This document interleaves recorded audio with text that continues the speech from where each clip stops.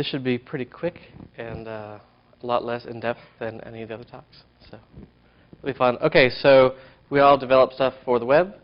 And a lot of that time, that requires processing some markup that somebody wrote, some human, or a robot, or a 4-year-old. And sometimes you can't tell which it was.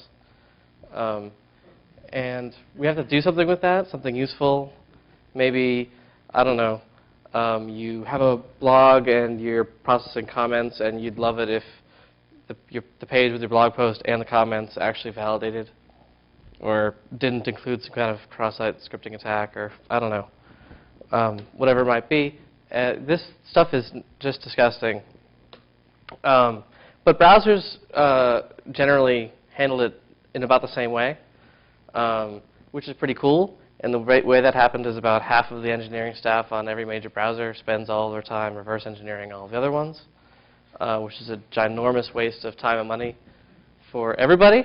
But if you're not a browser developer, you've generally been screwed, right? So we kind of hack around it. We use tidy. Or if you're a Python developer, you use Beautiful Soup. And the problem is that these things clean up HTML in a way that doesn't match the way browsers clean it up. So sometimes you'll end up with some weird problem, and the user says, hey, it works for me in Firefox. Well, so that means, despite the fact that the user can't write HTML to save their lives, your app is buggy. So you have to match browser behavior. Right, so fast forwarding from 2004, we've got this giant several hundred unit of size measurement document that prints out to be like 900 pages of describing how to do that. And no one wants to read that, so you can just install HTML5 lib. It works in Python and Ruby. I even have Ruby code samples, which may or may not work. It's super easy to use. Here's a Python example. You just feed it some markup, no matter how bad it is, and it comes back with a DOM tree. So it'll plug into whichever DOM library you're used to using. Here's the Ruby example. It looks just as easy. Is that actually syntactically valid? Anyone? Yeah? More or less? Cool. Yeah, so, and it's all TDD. They've got like just giant piles of tests that it actually passes. And they actually send bugs back to the spec. So they slavishly implemented an infinite loop by mistake. That was a spec bug. So that was fun. And anyway, like I was just about to get to, it plugs into a variety of existing libraries in Python and Ruby, so you can go ahead and use what you're already used to. So for instance, on the Python side, a lot of people like element tree for doing sort of DOM manipulation that isn't as painful as actually using the DOM. And you guys have some similar stuff like that.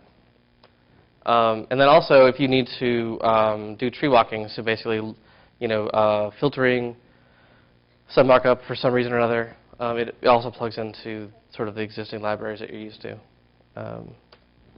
And it's got some other fun goodies too.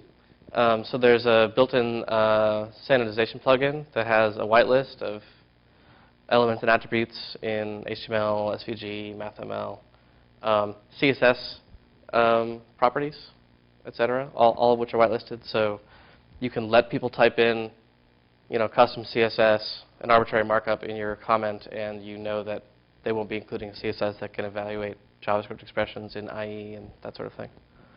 And there's a conformance checker in there too, so you could have like a linter.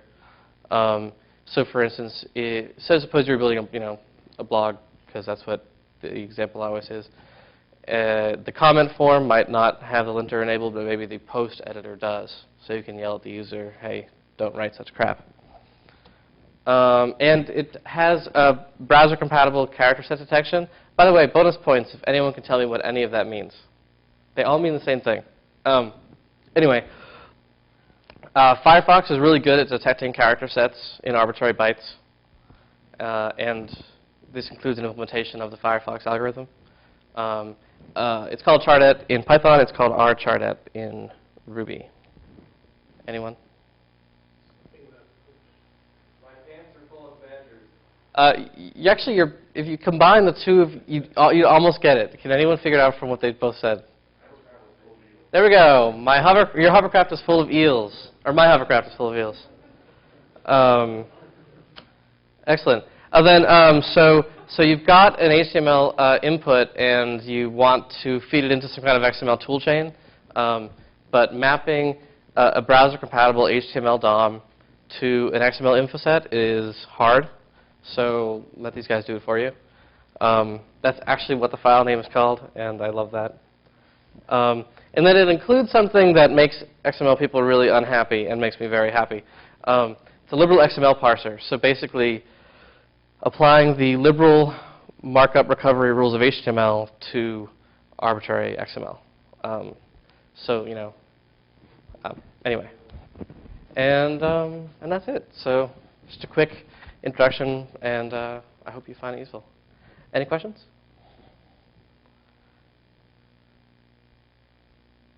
Huh? Oh, Nick. This is just more a general question, but is HTML5, is that pretty much, I think it is, but is it inclusive of everything before it? So this thing more or less.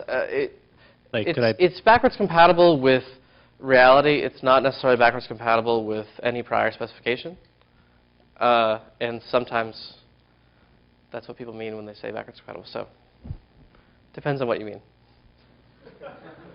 But yes, I mean, in practice, if you have some piece of markup out there. I use HTML to basically, or HTML5 lib to basically grab arbitrary HTML from the web and try to grab DOM out of it. Absolutely, absolutely. I mean, basically, if you build some kind of custom scraper, you should really just be using this library instead. Cool. Yeah. All right. Thanks.